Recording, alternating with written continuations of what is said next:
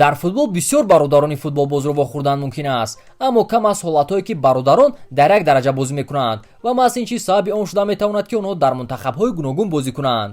дар имрӯза видео мо оиди маҳз ҳамин хел бародарон нақл мекунем, вале пеш аз сар кардан як саволи хурдакак дорем. падари кадоме аз инҳо футболбоз набуд? дар комментарӣ ҷавоби худро навиштед? ин тавр бошад сар мекунем. хотиррасон мекунем ки сарпарасти видеоҳои мо ширкати Yax мебошад.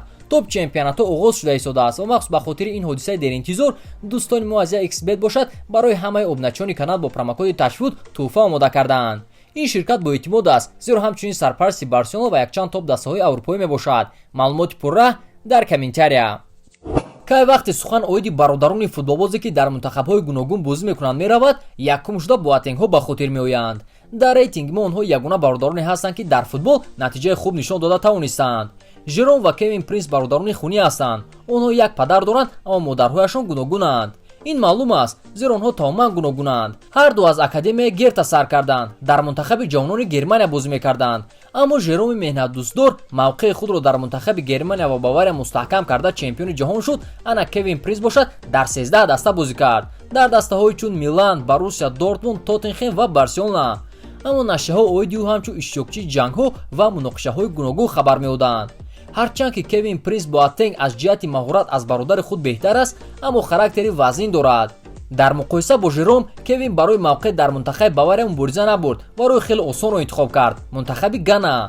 дар чемпионати ҷаҳони соли 2010 Боатенгҳо аввалин бародарон дар таърихи ҷоми ҷаҳон гардиданд ки зидди якдигар бозӣ карданд. аммо шавқуварашон аст ки дар он замон онҳо гап намезданд. гап сари он аст ки пеш аз ҷоми ҷаҳон аз пушти Кевин Принс лидери мунтахаби Германия Михаил Балак ҷароҳат бардошта дар мусобиқа иштирок накард. бисёрҳо чунин гуфтанд ки Боатенги калонӣ ин корро қасдан кард. шумо чӣ фикр доред? оё ҳамлагари мунтахаби Гана қасдан ин корро кард? дар таърихи чемпионати аврупо низ ҳолатҳое буданд ки бародарон зидди якдигар бозӣ карданд. дар Евро 2016 дар бозии Швейтсария ва Албания ба майдон Гранит ва Тауланд ҷакаҳо вохӯрданд. мисли Боатенгҳо ҷакаҳо низ дар як даста футболро оғоз карданд. ҳар дуи бародарон соли 2008 барои мавқеъи асосӣ дар Базел мубориза мебурданд. Гранит пас аз 4 сол бо нархи 8 миллион ба Боруссия Мюнхенгладбах рафт. ана Тауланд то ҳол дар Базел бозӣ мекунад.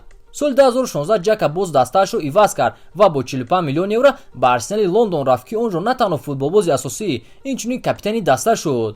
ҳар дуи бародарон дар мунтахаби ҷавонони Швейтсария бозӣ мекарданд, аммо ба мунтахаби асосӣ танҳо Гранитро даъват карданд.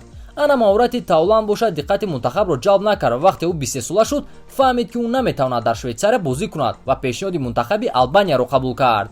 дар чемпионати аврупо дар бозӣ модари футболбозон қарор дошт ки дар тан футболка бо парчамҳои Албания ва Швейтсарияро пӯшида буд. дар он рақобат мунтахаби бо таҷрибаи Гранит ғолиб баромада дастаи Тауландро 1-0 мағлуб кард.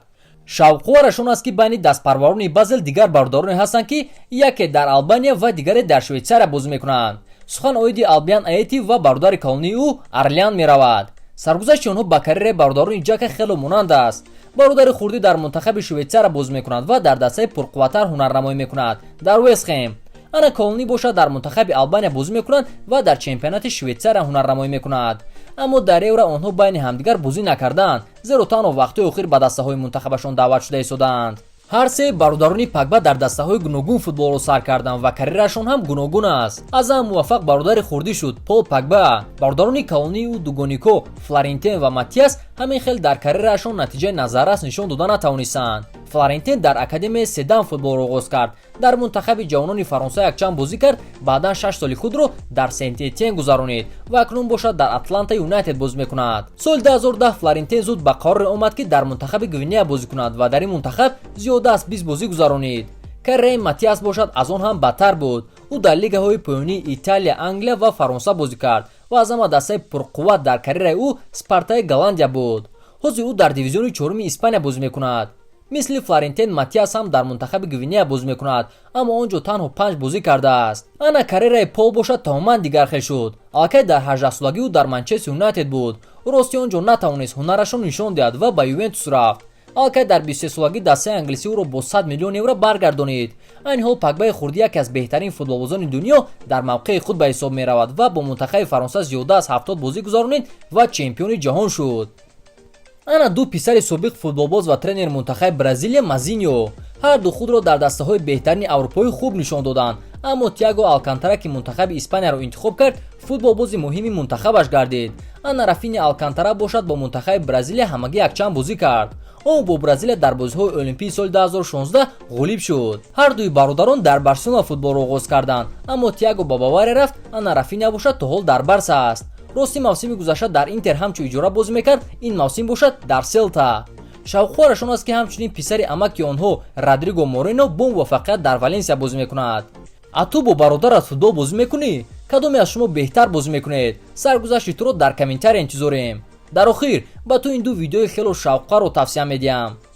хайр.